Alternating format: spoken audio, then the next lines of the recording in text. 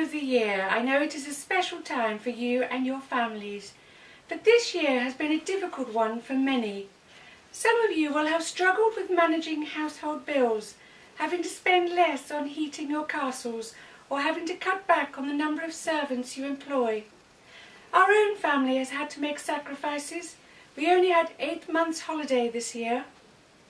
Across this green land, banks have failed and jobs have been lost, though of course the important ones, such as waving at people with white gloves on, appearing in tabloid newspapers for no reason, and flying around the world endlessly in luxury jets, are thankfully secure.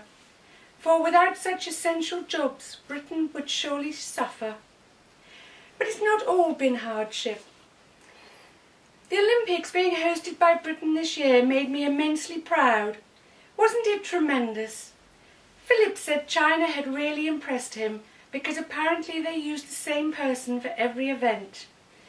If the Olympics taught me anything, it's that China may have a population of over 1 billion, but they do only have 2 hairstyles.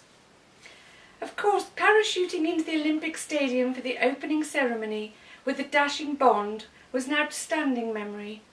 I am aware that critics have suggested it was a stunt double, but I can assure you it was genuine. I was not letting that damned Helen Mirren woman volunteer again and take the credit. This year I also celebrated the Diamond Jubilee as sovereign of this great country. The celebrations climaxed with over 1,000 boats sailing up the River Thames. Harry told me that's the most seamen for an 85-year-old grandmother since Wayne Rooney went for a massage. He keeps promising to explain that remark. This year, the party and the Palace concert also happened. It was a little bit tedious, going on for hours. I popped out to watch for the second half. Lots of has-beens being dragged out of their retirement. And who was that lady with the hula hoops? Philip was fortunate enough to miss this due to his bladder infection.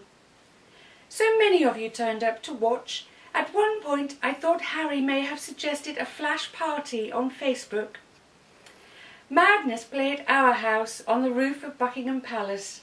I would, however, like to remind my subjects that Britain is not a republic, it's my house. The recently announced news of my impending great-grandchild fills me with joy. I just hope Catherine does not choose to breastfeed in public.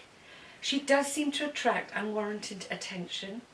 You must be pleased to know that she has left hospital and is feeling much better, and says the royal baby is growing faster than the economy. I am hoping that they have a girl, if only for the embarrassment it'll cause the Church of England to have another female governor on the way. The family have had some wonderful visits across the Commonwealth this year, celebrating the Diamond Jubilee, although I think the less said about Harry's visit to Las Vegas, the better. So I am sure out there in your council houses across the land, you are all reflecting on your own years, and I hope they have been as good as mine. So, let's open the champagne, get the roast swan and taters on the table, and then I will be settling down in front of the Downton Abbey special with the gin. Hopefully I won't wake up with the Queen Mother of a hangover on Boxing Day.